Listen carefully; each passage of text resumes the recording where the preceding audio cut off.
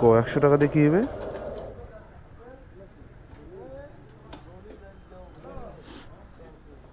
ভাই? আজকে 100 টাকা কেন ভাই? আজকে 100 কেন ভাই?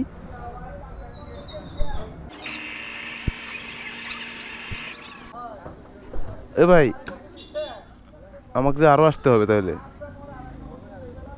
হ্যাঁ,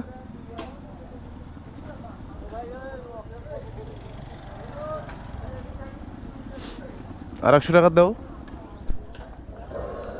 কেন মানে 100 করে 200 করে দিচ্ছ না? ও, একলে 100 টাকার তেল আর কতটুকু যায় বুঝো নাই? চিন্তা করা যায়।